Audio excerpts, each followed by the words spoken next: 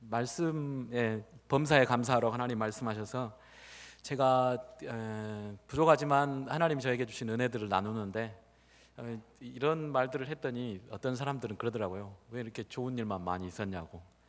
그래서 이제 감사할 일들만 나누도록 하겠습니다.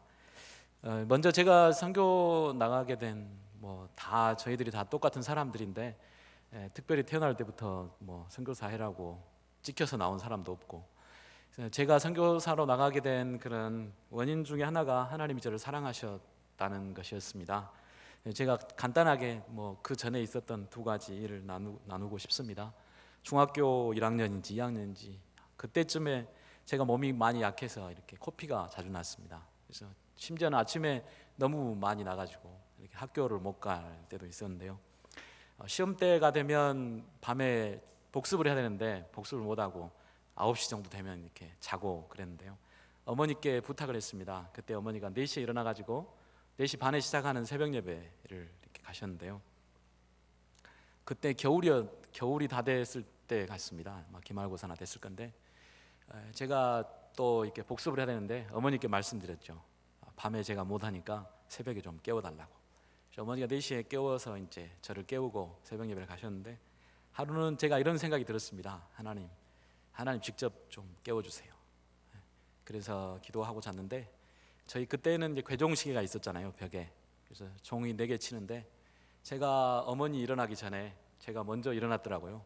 일어나가지고 딱 앉았는데 그때 종을 치기 시작하는 거예요, 4개를. 그것이 제가 하나님께 기도하고 응답받은 첫 번째 기도였습니다. 그리고 그때부터 이제 제가 저도 이제 하나님께 반응하고 기도하고 그러기를 시작했습니다. 대학교에 와가지고 많은 사람들이 오해를 하는데 집사람이 먼저 저를 좋아하지 않았느냐 이렇게 생각하시는 분들이 많더라고요. 저희 집사람이 성격이 활달하니까. 근데 저는 좀 조용하고 집사람은 좀 활달하고 그래서 저는 좀 말 많은 자매가 좋게 보였습니다. 그래가지고 저희 집사람에게 프로포즈를 해가지고 이제 허락을 받았는데 그 다음부터 별 변화가 없는 거예요. 저만 좋아하는 것 같고 집사람이 안 좋아하는 것 같더라고요. 전남대학교 박물관 뒤쪽에 가면 무덤이 2개가 있습니다. 저는 이제 그곳에 자주 갔었는데 밤에 거기 가서 기도했죠. 하나님, 불공평합니다. 왜 저만 좋아해야 됩니까? 집사람도 좀 저를 따라다니게 해주십시오 라고 기도를 했는데 그 주간부터 딱 바뀌었습니다.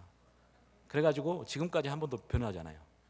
제가 추방을 당해서 나왔는데 집사람이 뭐라고 하냐면 당신이 결정하라고, 어디든지 따라가겠다고 이렇게 말했습니다. 집사람이 저를 좋아하는 마음이 아직까지 한 번도 이렇게 변하지 않는 것 같아요. 하나님께서 완전히 그 마음을 그렇게 바꿔주셨습니다. 하나님께서 저에 대해서 이렇게 사랑하셨다는 것이 제가 선교사로 나가게 되는 그런 힘이었습니다. 어쩌면 하나님이 왜 요셉만 특별하게 사랑하시고 왜 아브라함만 그렇게 사랑하시고 왜 야곱만 사랑하시고 우리가 그렇게 물을 수 있잖아요. 그런데 하나님은 내가 사랑하고 싶으니까, 그게 하나님의 뜻이니까, 내 생각이니까. 우리가 여기에 앉아서 하나님께 예배하는 것도 하나님이 특별하게 우리를 사랑하셔서, 저뿐만 아니라 저도 다 알고 있습니다. 여기 있는 모든 분들이 다 하나님의 사랑을 받고 여기에 앉아 있다는 것을요. 제가 마태복음에 있는 이 말씀이 선교지 떠나기 전에 제가 이렇게 나누었던 말씀이었습니다. 제가 하나님께 사랑을 받고 제가 하나님께 반응할 수 있는, 보답할 수 있는 한 가지 제 마음에 주신 부담은 모든 민족에게 가라는 것이었습니다. 그래서 부족하고 능력이 없지만 저는 말씀에 의지해서 나갈 것으로 그렇게 결정을 했었습니다. 이 본문에 보면 여러 가지 이제 한글로 보면 명령이 있는데 주된 하나의 명령은 제자를 삼으라는 것입니다. 성경 원어에 보면 제자 삼으라는 것이 하나의 명령이고 나머지 가서 세례를 주고 가르쳐 지키게 하는 것은 3가지 부대 상황입니다. 그래서 주된 명령은 제자를 삼으라는 것입니다. 그래서 제자를 삼는다는 것은 그 제자라는 뜻이 팔로워입니다. 따르는 사람. 죽이 되든 밥이 되든 예수님만 따라가는 것이죠. 잘 살든 못 살든 병에 걸리든 하여튼 무슨 일이 있든 그냥 예수님을 따라가는 것이죠. 언제까지? 십자가를 질 때까지. 주님이 마지막 십자가를 지시고 인생을 마감하셨는데 우리가 그때까지 주님을 따라가는 것, 이게 이제 제자거든요. 그래서 제자로 살아가는 것, 그 삶을 내가 먼저 살고 그 다음에 또 나를 본받아 제자로 살아가고 싶은 마음이 생기도록 이렇게 성도들 인도하는 것, 이게 이제 선교사라고 생각했습니다. 그래서 저는 이제 그때 당시에 제일 필요로 한 지역이 중국이라고 이렇게 생각이 되었고, 제가 결정한 것이 아니고 본부에 맡기고 지역을 결정했는데 광저우에 가게 되었습니다. 그때 자녀들이 첫째가 8살, 6살, 5살 이렇게 셋을 데리고 갔고요. 특별하게 하나님이 그곳에서도 하나님이 저를 사랑하신다고 많이 말씀해 주셨습니다. 중국에 도착한 지 일주일이 안 되었는데, 한 달이 안 되었는데, 제 개명이가 첫째가 이렇게 밤에 잠을 자려고 침대에 불을 끄고 침대를 찾아가다가 넘어져가지고 침대 모서리에 부딪혀가지고 눈이 한 1cm 정도 눈 위에가 찢어졌는데, 얘를 어떻게 해야 되나, 병원에 가야 되나 말아야 되나, 지금 말도 못하는데 우리는 병원에 갈 엄두도 안 나고, 그래서 대충 약 바르고 치우자 해가지고 이제 구급함을 열고 약을 바르려고 하는데 그 속에 이제 그 날카로운 메스가 들어 있었어요. 이제 막내 5살짜리 수인이가 그것을 끌러서, 저희는 이제 개명이만 보고 있었는데 그걸 끌러가지고 자기 팔을 이렇게 그은 거예요. 한 10cm 정도 찢어졌는데 열 몇 바늘을 꿰맸죠. 근데 그때 피가 많이 나가지고 뭔 일이 난 줄 알았습니다. 그래가지고 개명이는 이제 제쳐두고 딸을 이제 업고 데리고 이제 병원으로 가려고 집을 나서는데, 옆집 아저씨가 중국 사람인데 딱 한 8시 반이나 됐을까요? 밤에 이분이 퇴근하는 거예요.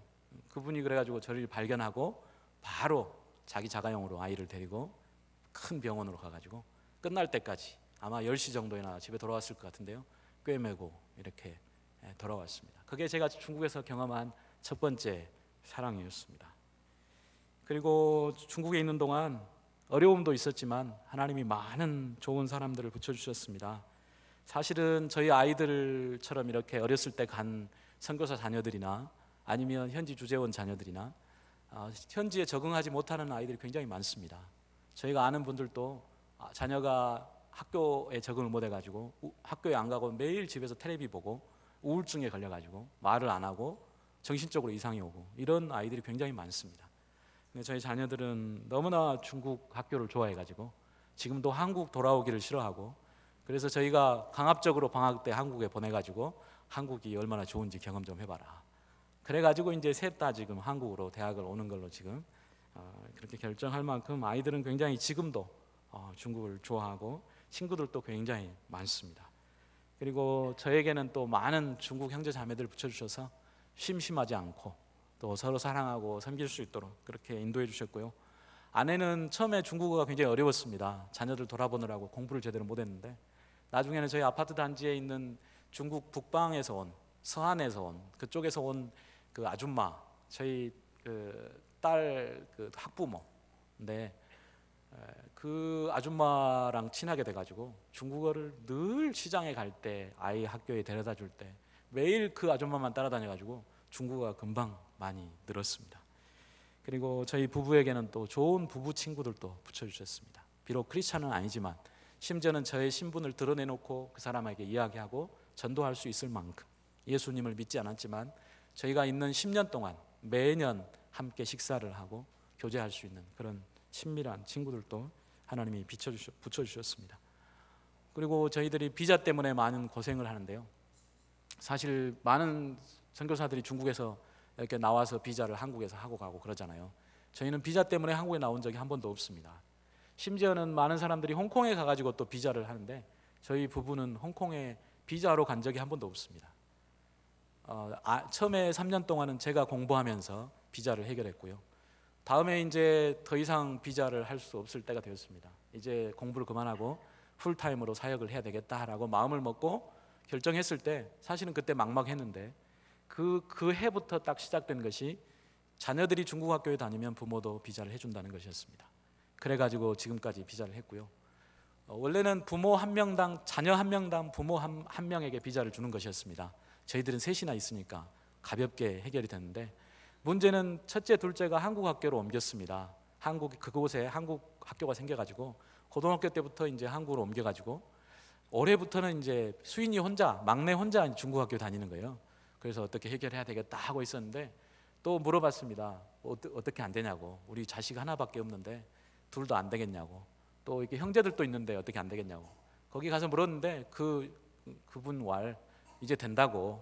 그래가지고 저희 가족들이 수인이 혼자 때문에 4명이 다 올해 딱 이렇게 비자를 해결하고 홍콩에 안 나갔습니다. 그래서 저희 자녀들의 소원이 뭐냐면 제발 온 가족이 홍콩에 나가서 디즈니랜드를 한번 놀다가 오는 것이 저희 아이들의 소원이었는데, 그래 언제 비자가 안 되면 한번 나가자 이렇게 제가 대답을 해줬는데 결국은 한 번도 못 가고 이렇게 제가 먼저 나오게 되었습니다.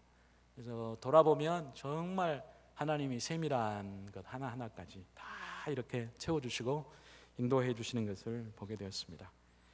제 마음에 그리고 있었던 선교는 바로 교회 개척이 선교였습니다. 바울 사도가 선교사가 되어서 가는 곳마다 복음을 전하고 믿는 사람이 생기면 바로 교회를 세우고, 그가 그 지역을 떠날 때는 목회자를 세우고 그 지역을 떠나서 다른 곳에 가서 복음을 전해서 또 교회를 세웠습니다. 그리고 그 교회는 주님의 신부가 되었고 하나님의 나라가 되었습니다. 하나님께서는 이렇게 교회를 통해서 하나님 나라를 확장하셨습니다. 저는 이렇게 선교사가 하는 일이 바로 교회를 세우는 것이라고 생각하였습니다. 그리고 교회를 세울 때 선교사의 역할은 하나님의 말씀을 바로 전하고 형제 자매들에게 모범이 되는 것이었습니다. 바울이 디모데에게 말하기를 내가 내 자신과 가르침을 삼가 이 일을 계속하라. 이것을 행함으로 내 자신과 내게 듣는 자를 구원하리라. 바울이 말하기를 너는 계속해서 하나님의 말씀을 올바로 전해라. 그럴 때 너를 구원하고 너의 말을 듣는 사람들도 구원할 수 있을 것이다. 그리고 고린도전서에서 말하기를 내가 그리스도를 본받는 자 된 것 같이 너희는 나를 본받는 자 되라. 그래서 철저하게 바울 자신이 예수님의 삶을 제자로서 따라가기로 작정을 하고 바울을 따르는 모든 사람들이 자연적으로 예수님을 따르도록 하는 것, 이것이 바로 바울의 선교의 전략이었습니다. 저는 이러한 생각을 가지고 이제 교회를 세우는 것에 집중을 했습니다. 제가 처음에 했던 일은 처음 5년 동안은 공부하면서 캠퍼스 사역을 했습니다. 캠퍼스에 가서 복음을 전했는데 그곳에서도 굉장히 하나님이 특별한 은혜들을 많이 주셨습니다. 그래서 저희가 이렇게 간증할 때 늘 하는 이야기는 이상하게 학교에 들어가면 복음을 들어야 될 사람들이 딱 기다리고 있고 그 사람들을 접촉하고 믿게 된다는 것이었습니다. 그래가지고 처음 전도할 때 몇 명의 제자들을 캠퍼스에서 얻을 수가 있었습니다. 시간이 이제 3년, 4년, 5년 흘러가니까 한 가지 딜레마가 생겼습니다. 그것은 그 학생들이 잘 자라지 않는다는 것이었습니다. 이제 그 캠퍼스 구성원들이 한 20명, 30명 됐는데 주로 이렇게 교제 중심의 모임이 되고 말씀을 배우고 하나님을 더 알아가는 그런 모임으로 성장하지를 잘 못했습니다. 그리고 졸업을 하면 갈 교회가 또 없는 것입니다. 그 당시에 중국은 지금도 삼자교회 외에는 가정교회는 다 좀 숨겨져 있어서 교회를 찾기도 어렵고 좋고 건강한 교회를 찾기도 또 어려웠습니다. 그래서 이들이 졸업을 하면 또 흩어지는 것입니다. 교회로 연결되지도 않고. 그래서 이제 5년이 지난 후에는 이제 캠퍼스 사역을 접고 교회 사역을 하기로 작정을 했습니다. 교회를 통해서 진짜 제자를 키워야 되겠다라고 생각을 했습니다. 그때 저에게 있었던 대학생들이 7명이었습니다. 그래서 7명의 형제 자매들과 함께 교회를 시작한 것이 5년 반 전이었습니다. 그리고 그 당시 처음으로 저희가 모임을 시작했던 곳이 이제 엘리베이터가 없는 아파트 8층이었습니다. 그래서 이제 그곳에서 모임을 했고 지금까지 한 번도 이사를 하지 않고 그곳에서 집회를 했습니다. 사실 가정교회들이 많이 핍박을 받고 옮겨 다니고 이사를 다니는 것이 정상인데 저희는 한 번도 이사를 가지 않고 지금도 그곳에서 모임을 하고 있습니다. 그리고 또 감사한 것은 하나님이 매주 새로운 사람들을 보내주셨습니다. 믿는 사람, 상처받은 사람, 아직 안 믿지만 관심이 있는 사람, 하여튼 많은 사람들을 하나님이 보내주셨고 저 다른 교회 같은 경우는 문을 잠그고 예배 시작이 되면 뒷문을 잠그고 예배를 시작하고 그런데 저희는 언제든지 밀기만 하면 문이 열릴 수 있도록 활짝 열어놓고 그렇게 예배를 드렸습니다. 매주 찾아오는 새로운 사람들 때문에 문을 잠궈 놓을 수가 없었습니다. 그래서 제 마음에는 언제나 쫓겨날 준비를 하면서 예배를 드렸고 또 그럴 준비를 했었습니다. 그래서 가능하면 빨리 후임자를 세우고 그런 풀타임 사역자를 세우고 싶었습니다. 그래서 2년 반 정도 전부터 신학교 사역을 시작했습니다. 뭐 학교 규모도 안 되고 신학교도 그렇게 말할 수도 없죠. 소규모 이렇게 야간반으로 이렇게 성경을 공부하는 모임을 특별하게 만들었습니다. 그래서 그것을 통해서 이제 목회자를 양성하는 것을 목표로 삼고 다른 선교사님 한 분과 함께 학교를 시작하게 되었습니다. 그리고 저희는 예배 드릴 때 이미 이제 형제 자매들하고 다 이렇게 계획을 짰습니다.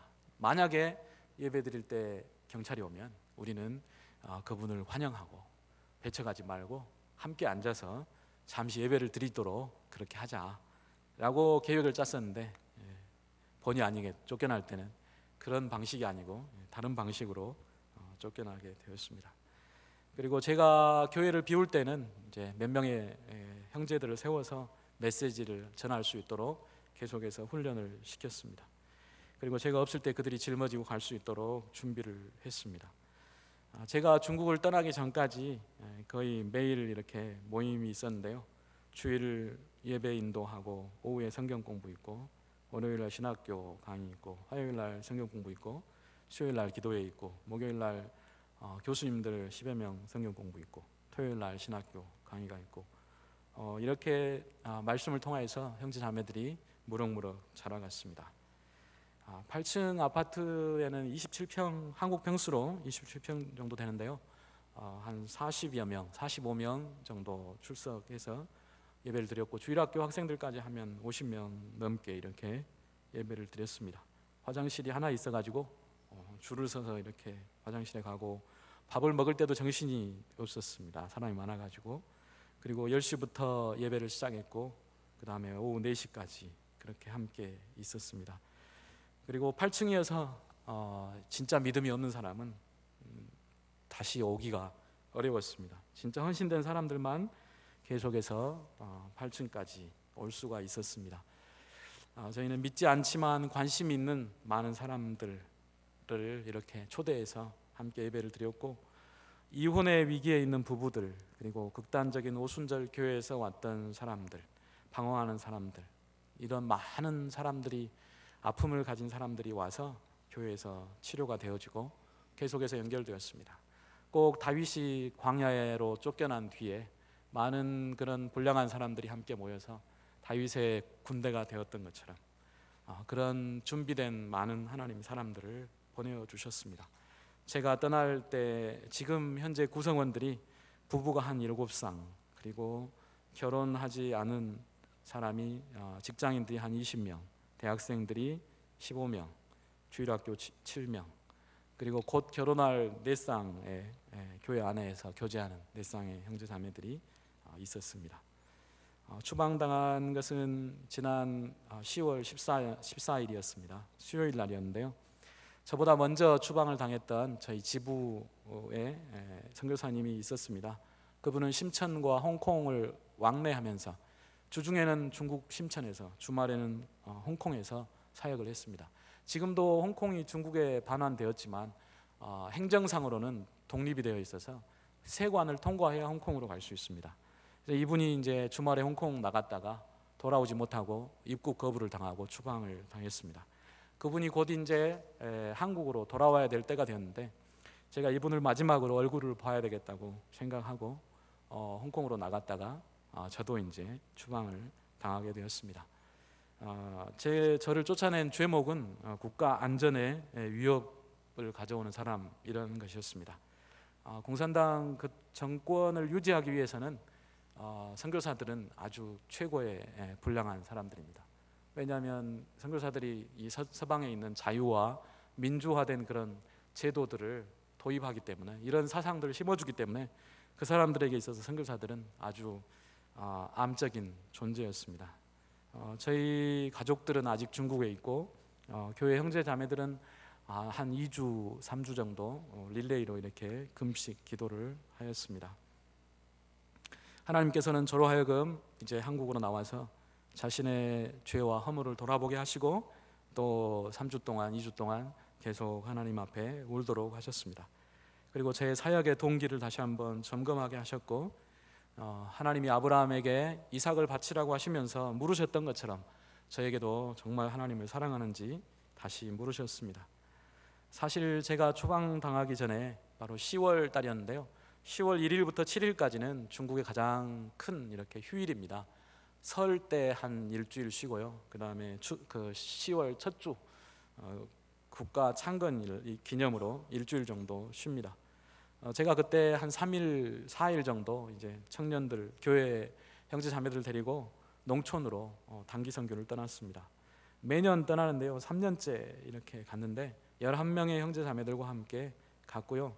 형제 자매들은 그곳에서 농촌 교회에 있는 30명 정도 주일학교 어린이들 봉사를 했고, 저는 어른들과 하나님 말씀을 나누었습니다.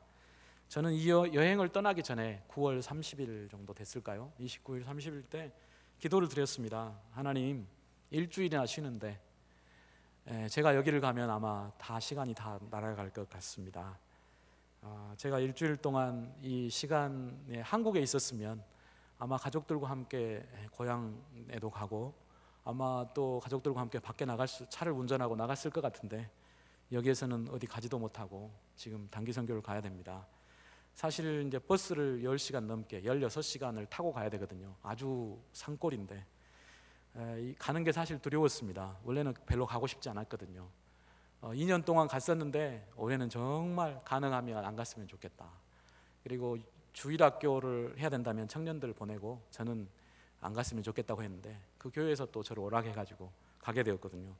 제가 하나님께 기도하기를, 하나님, 제가 여기 가면 나중에 꼭 좀 쉴 수 있는 시간을 주십시오 라고 기도를 하고 다녀왔습니다.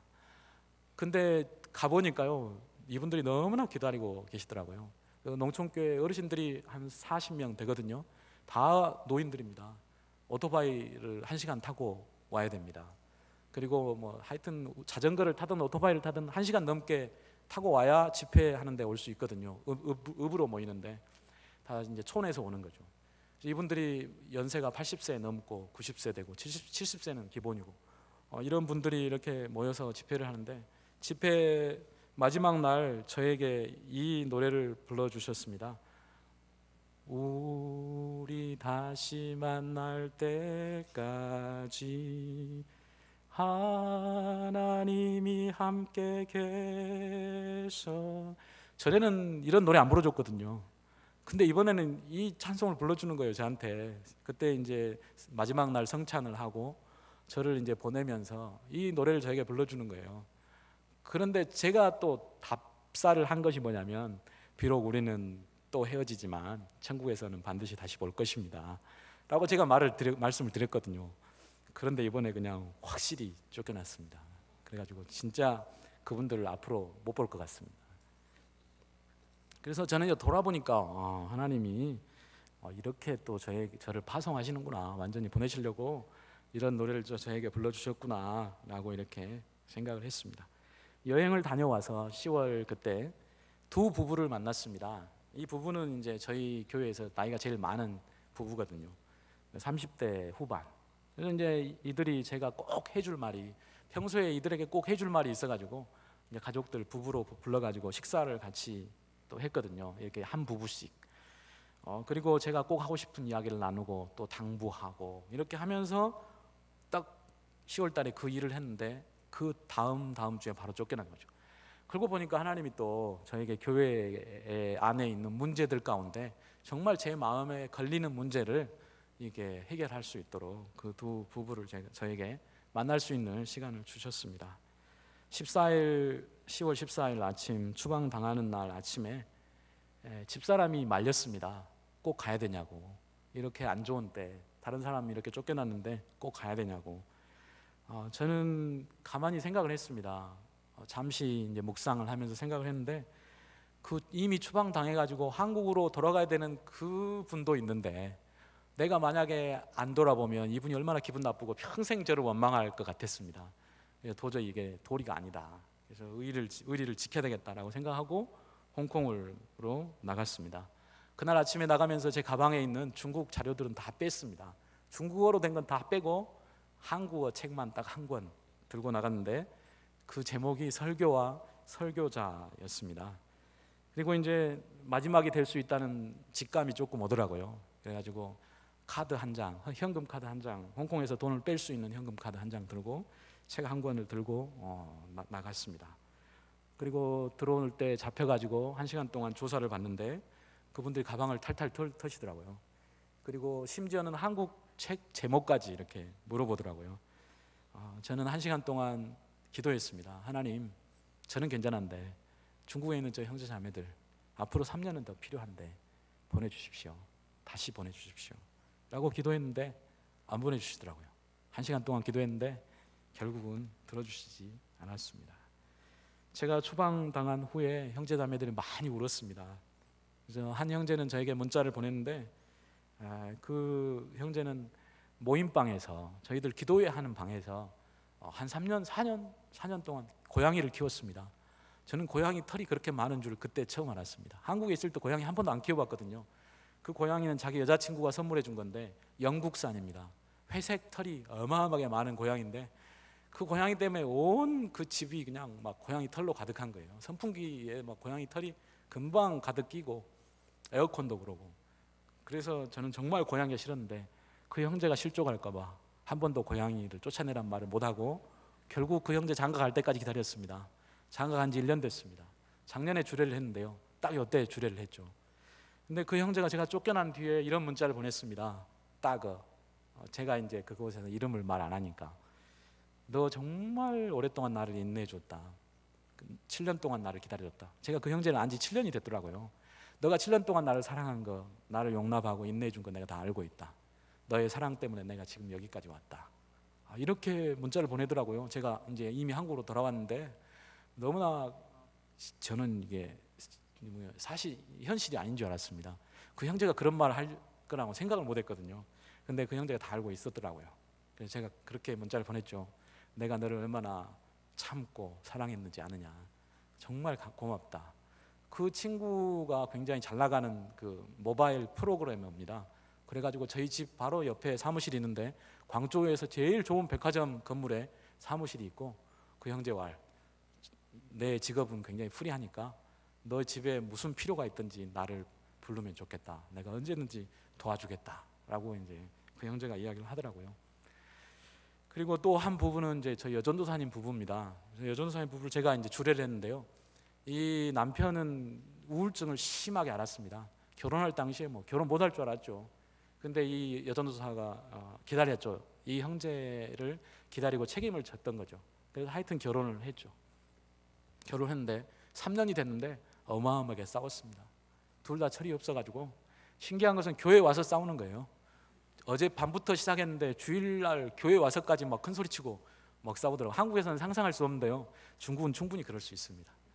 교회 와서도 막 큰 소리 빵빵 치고 싸우더라고요. 근데 이제 그 부부가 지금 3년 됐는데 이제 완전히 거의 회복이 됐습니다. 그래가지고 굉장히 좋은 교회 일꾼으로 이렇게 세워졌고요.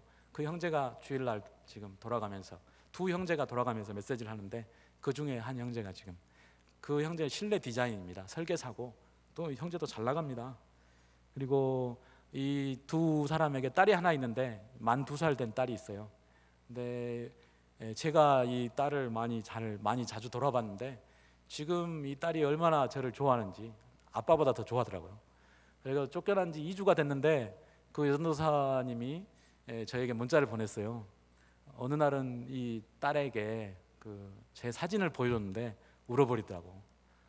딸이, 만 2살 된 딸이. 그리고 이제 다른 또 한 자매가 있는데 이 자매는 만 33살, 우리나라로 34살이죠. 싱글입니다. 이 자매도 아주 그냥 아주 교회에 왔을 때 아주 이상한 자매였는데, 이 자매는 한 상당히 긴 시간 동안 우울증을 앓았고 교회 왔을 때도 그 우울증이 완전히 치료가 안 됐죠.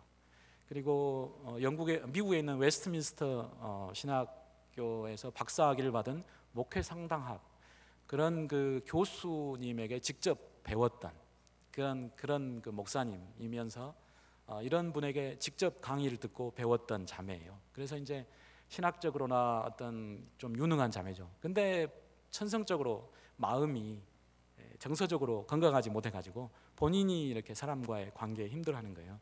그래서 이 자매를 제가 엄청 기다린 거죠. 성경 공부 인도하면 이 자매가 막 저를 반박하고 공격하고 이상한 말을 하고 심지어는 1년 전까지도 교회 오후 예배는 참석도 안 하고 그러면서도 큰 소리는 빵빵 치고, 이 자매를 제가 또 엄청 오랫동안 기다렸는데 제가 떠나온 뒤에 이 자매가 그렇게 또 고백을 했습니다. 지금까지 나를 인내해주고 용납해주고 사랑해줬는데 너의 인내와 용납한 것이 나를 변화시켰다. 그리고 너가 돌아올 때까지, 제가 돌아올 때까지 결혼식을 하지 않는답니다. 그래가지고 추방을 당하면 5년에서 10년 정도 지나야 다시 돌아갈 수 있거든요. 그래서 그때까지 기다렸다가 주례를 하면 결혼식을 하겠다라고 이야기를 했답니다. 그래서 이 자매가 저에게 문자 메시지를 저에게 이렇게 문자가 아니고 음성 메시지를 보냈는데요.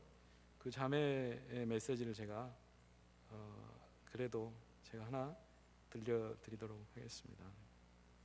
뭐 길지 않고 몇 초인데요. 3일 전에 이 자매가 저에게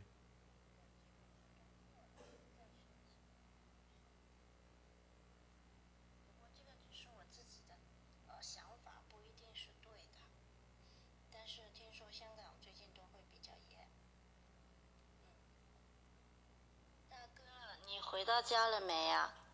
然后不知道你那签证弄得怎么样了？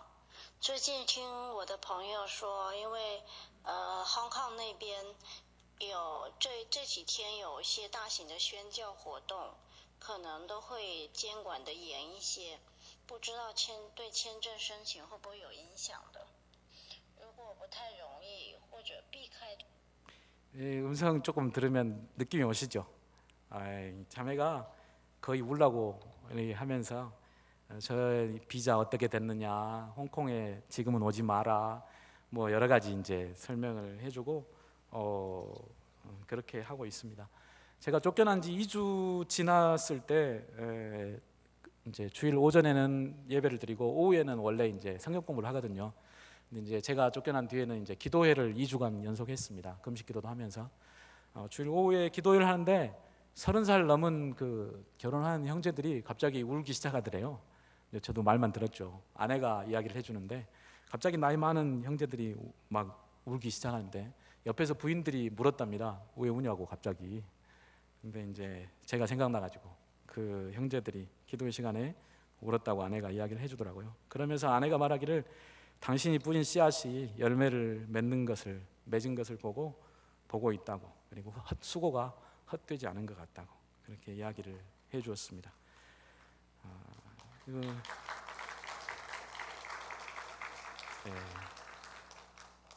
히브리서 11장 1절 말씀에 이렇게 말하죠. 믿음은 바라는 것들의 실상이요 보지 못하는 것들의 증거니.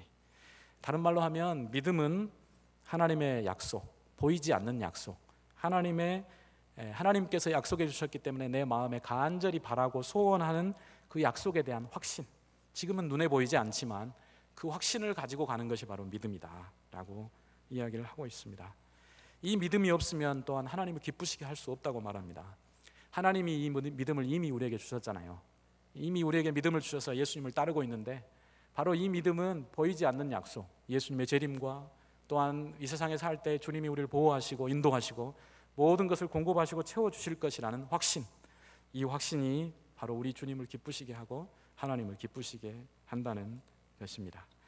지난 10년 동안의 시간을 돌아보니까 바로 이렇게 살아온 길이었습니다. 가서 모든 족속으로 제자를 삼으라고 명령하신 주님께서 또한 약속하시기를 내가 너와 함께 하겠다, 세상 끝날까지 함께 하겠다, 이렇게 약속해 주셨는데 그 약속을 따라서 그것을 붙잡고 달려온 시간들이었습니다. 그래서 어떤 사람이 저에게 무대포라고 하더라고요. 그래서 요 며칠 전에 누구를 만났는데 무대포라고 그러더라고요. 눈에 보이지 않는 결과를 이미 받은 것처럼 생각하고 그렇게 행동으로 옮기는 시간들이었습니다. 세상 끝날까지 너희와 항상 함께 있으리라. 주님이 정말 10년 동안 저와 함께 계셨습니다. 제 인생 동안 함께 계셨고요. 뭐 어쩌면 자랑같이 들릴 수도 있는데 그냥 저는 주님이 저에게 주신 은혜들을 이렇게 나누는 것입니다. 만약에 다시 또 떠나야 한다면 5년 동안, 10년 동안은 중국에 들어갈 수 없고 또 새로운 언어를 배워야 될 것 같고 아마 3년 동안은 또 새로운 언어를 배우고 교회를 세울 것 같습니다. 그리고 또 다시 또 나간다면 또 주님의 명령에 의지해서 약속을 붙잡고 나아갈 것입니다. 숫자를 세어보니까 9년 8개월 하고 4일 동안 하나님이 저를 주님이 피로 값주신 교회를 섬길 수 있도록 기회를 주셨습니다. 그래서 정말 주님께 감사를 드립니다. 이상입니다.